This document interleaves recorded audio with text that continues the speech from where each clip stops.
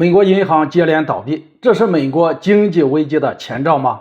中国手里的美债是抛是留，赶紧做出决定。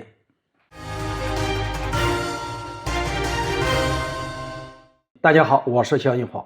就在我们过五一期间，从美国传出了消息，又有一家大型的银行倒闭了。也就是说，继硅谷银行、签字银行倒闭之后，第一共和银行最终还是没有能够撑住，这也是最近美国倒闭的第3家大型银行。第一共和银行的倒闭意味着美国银行危机的日子正在触发多米诺骨牌最脆弱的那一个支点。其实第一共和银行早在3月份就已经处在了一个全面崩盘的状态，之所以能拖到现在，那是因为他们一直都在自救，比如大规模的裁员、压缩办公空间等等，这种积极自救的方式确实也帮他们拖了一段时间。任何一家银行都有自救的想法，第一共和银行的所作所为也证明了这一点。像硅谷银行这种光速倒闭的情况觉得有问题。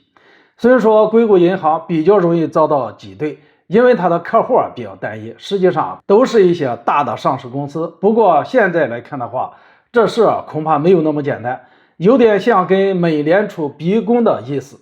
他们希望能够借硅谷银行的快速倒闭来减缓美联储提高利率的速度。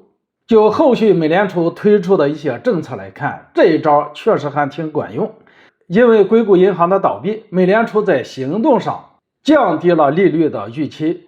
前不久，美联储表示，因为硅谷银行倒闭而导致的信用危机将会导致利率上升25个基点。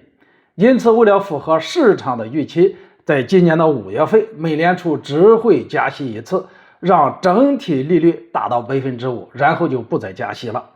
然而就目前的情况来看的话，随着第一共和银行的倒闭，美联储说出的话恐怕不算数了。